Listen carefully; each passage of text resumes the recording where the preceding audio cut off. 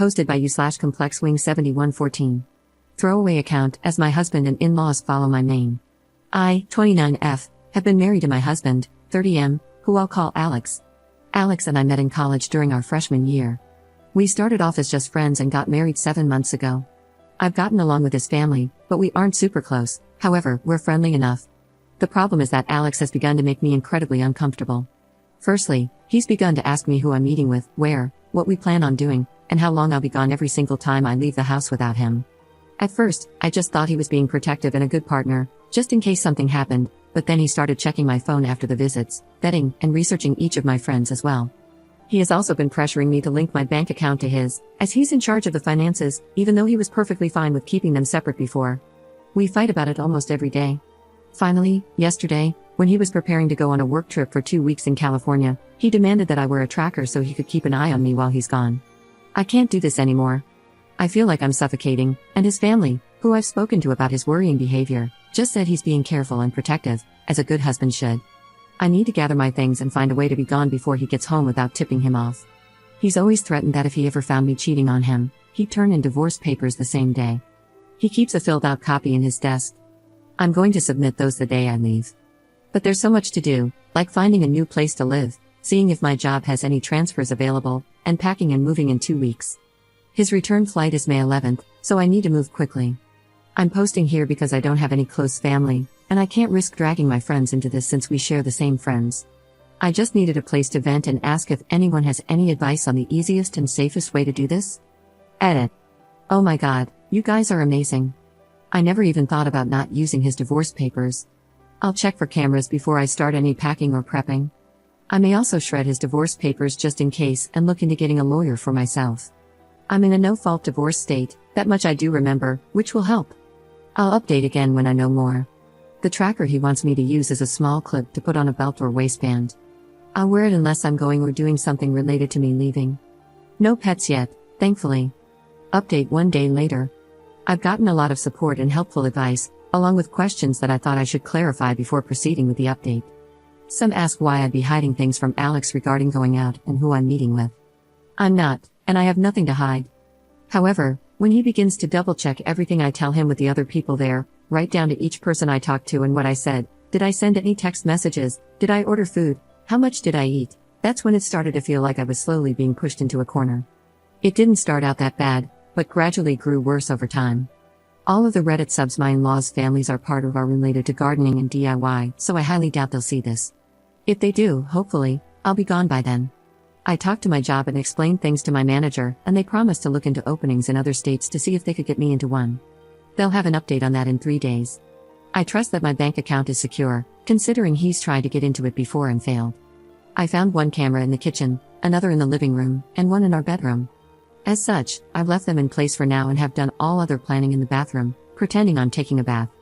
I'm honestly staying away from the domestic violence services since, unfortunately, my sister-in-law is higher up there, as she volunteers, and I have a feeling that if I showed up, they would know in a heartbeat.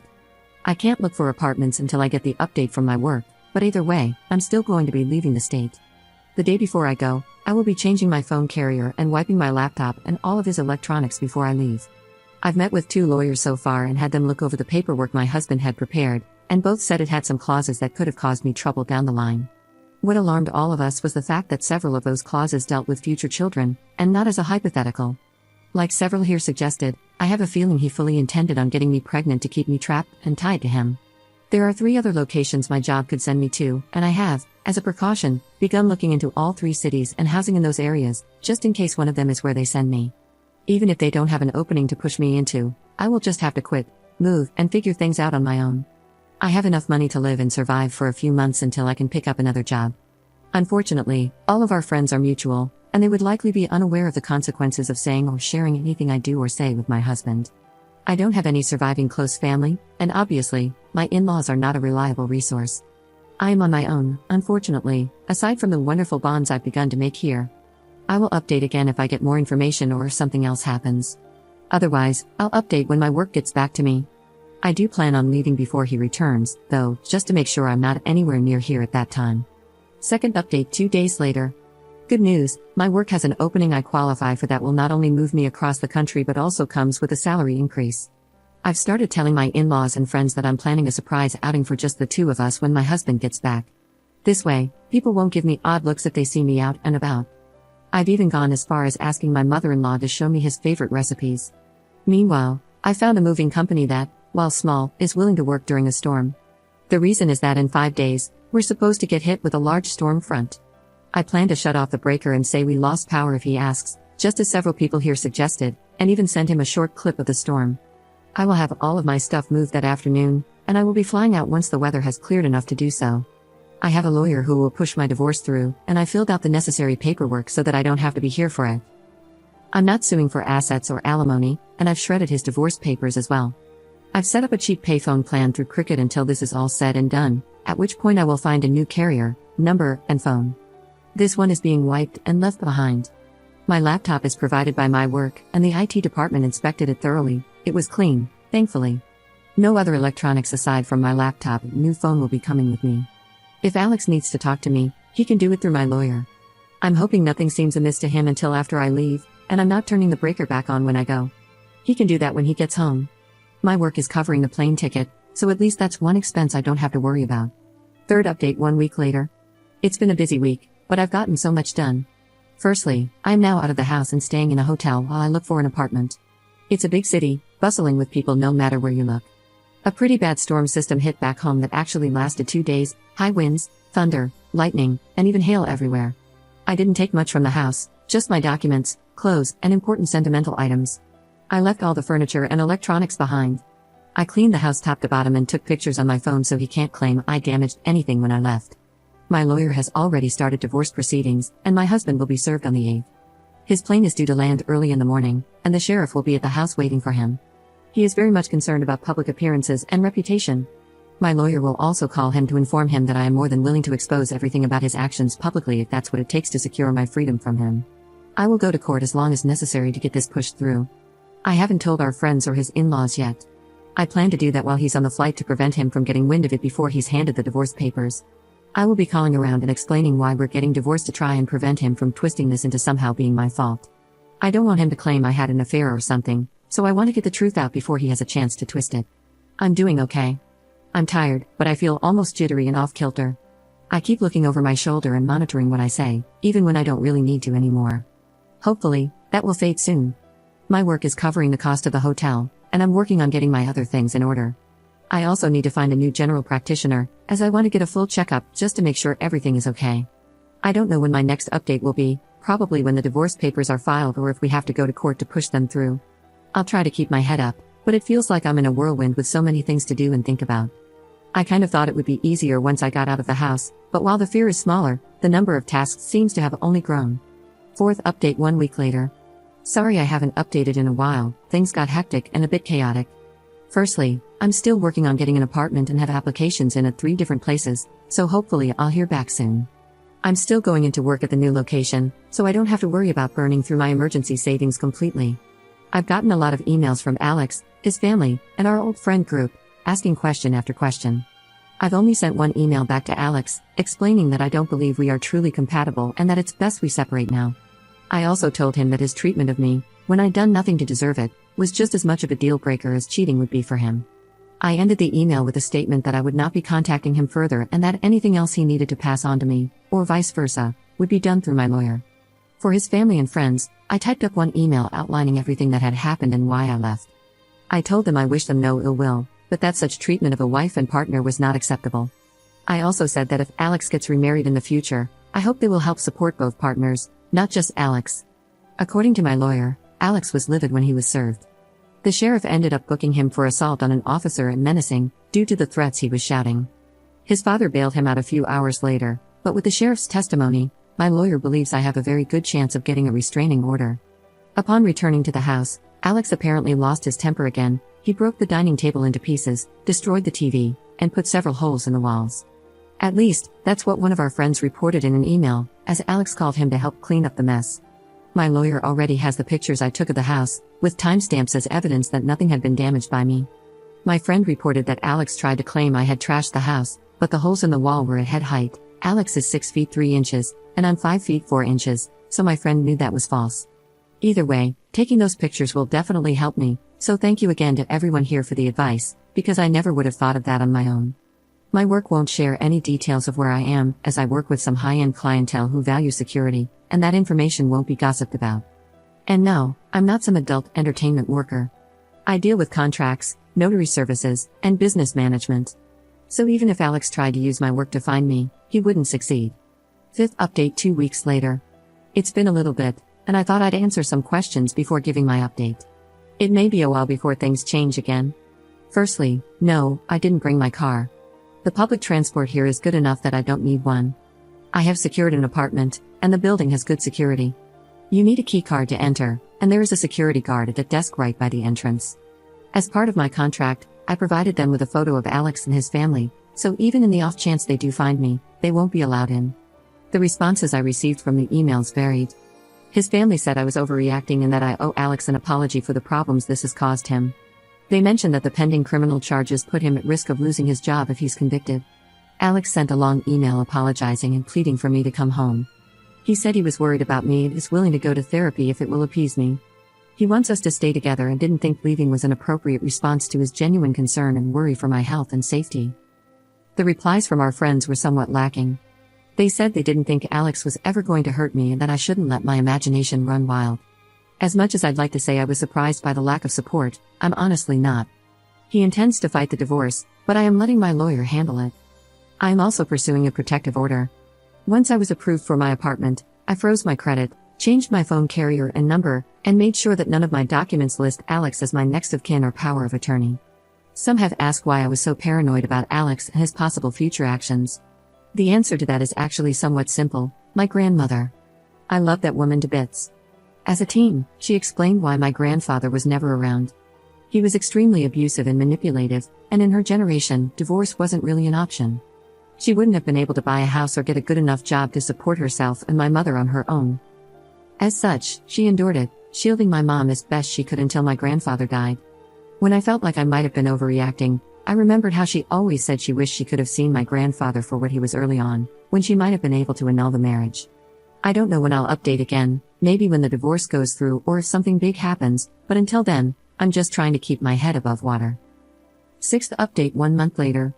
It's been a month since my previous update, and I wanted to share what's been going on in the meantime. The divorce is proceeding, but since I don't need Alex to agree, and he isn't, it means I have to go through the courts to get it approved. As a result, it could take up to 6 months to push it through, even though I'm not claiming property, alimony, or compensation. I just want a clean break and separation. Alex has attempted to use our friends to reach out to me, as he doesn't want to communicate through my lawyer. He claims it's disrespectful and cowardly to hide behind my lawyer, and not meet him face to face. Alex did write me a letter, which he passed to my lawyer, but its contents were him justifying his actions. He claimed that in today's world, it's dangerous for women to be on their own, which is why he was so intent on keeping me safe from harm. He wanted me to understand that he was trying to protect me as best he could and expressed hurt that I would lie to him and hide my dissatisfaction with our marriage and my plans to leave. I didn't reply, because at no point did he apologize. All he did was turn everything around on me, claiming I was being overly dramatic, emotional, and cowardly. There was also a second letter from my sister-in-law. Her letter was honestly disturbing and completely justified my misgivings about approaching her in any professional capacity. She spent 5 paragraphs detailing what a real abusive relationship looks like and insisted that Alex was the furthest thing from abusive. The details she included were all related to financial and physical abuse, nothing like what Alex had been doing. She even stated that my attempts to smear her brother's name for attention and clout made me the abuser, not him. I haven't really been able to process that, admittedly. Part of me can't help but wonder if she's right. I mean, I blindsided him by leaving the way I did and have refused to speak with him at all. My old boss recommended that I look into therapy after I moved, and I think I need to. I've had a hard time adjusting to being on my own. I keep censoring myself and haven't even gone out to eat yet. I always end up worrying, what if someone sees me? What if I get in trouble for spending my money on something frivolous? My lawyer is continuing to push for the divorce, and I shouldn't need to be physically present in court. Any necessary meetings with the judge can be done via Zoom. I'm trying to avoid confrontation with Alex and his family as much as possible, and I've passed both letters to my lawyer in case he needs them. Most of our friends are still trying to avoid taking sides, and honestly, I'm reaching the point of just letting them go as well. I'm tired of trying to get them to understand at this point. I don't know if anything significant is going to happen, so my next update may not be until around mid-November, depending on how long it takes to finalize the divorce. Work is going well, and having something familiar to anchor my day-to-day life has been helpful when so much has changed, and is still changing. 7th update 4 months later. It's been a while since I last updated, as I needed to let the court step in since Alex wasn't willing to grant my request for a divorce. We started with mediated sessions via Zoom, but after 4 sessions, it was decided that no compromise could be reached between us. The things Alex was pushing for were ones I'm not even willing to humor, let alone agree to. He wanted me to tell our friends, and those I had informed about his actions, that I'd made it all up to gain sympathy. He also wanted me to pay him for defamation and suffering, including the wages he lost for sitting in jail for 2 days and missing work before being bailed out. Lastly, he wanted me to return and, to quote him, stop my foolish behavior and act like a proper wife and partner. Yeah, no. So, needless to say, our mediated sessions went absolutely nowhere. Thankfully, the judge doesn't seem to be buying into Alex's act, even though he certainly tried. It took me far too long to see Alex for who he really was, and part of me feels like an idiot for not seeing it sooner. But the judge seemed to clock him for exactly what he is within the first meeting. Maybe I just didn't want to see it. I don't know. Alex ended up arguing with the judge a lot, even being held in contempt 4 different times. I think that's honestly why this moved as quickly as it did. It didn't help that Alex tried to bring in his family as character witnesses, but they were dismissed by the judge, who said that the abuse wasn't seen or heard by them, and as such, they only knew part of Alex's character. In his closing statement after approving the divorce, the judge went on to call Alex a narcissist, and said that if Alex loved himself so much that he abused the one he'd married, he should just let the divorce happen and marry a mirror instead. I didn't think a judge was allowed to say something like that at all, but my lawyer just shook his head and told me not to say anything, so we left. Here's the update I'm sure everyone's been hoping for and probably guessed: I'm officially divorced. The documents were processed 3 days ago, and I'm still in disbelief. I have no contact with Alex anymore, nor do I want any. I've also decided not to give our friends my new contact information. While I may not have replied to everyone, I did read all of your comments, and your repeated reminders that they weren't actually friends really helped me see that. Since I've moved far from that place, I decided to start over: new home, new place, new friends. It's been a slow process, but I've started therapy, though it took almost 3 months to get in due to the usual wait times. I've been going 3 times a week ever since, and it's helping, even with things I thought I'd already worked through. Alex didn't take the divorce well, according to my lawyer, who's been keeping tabs on him to make sure he stays away from me.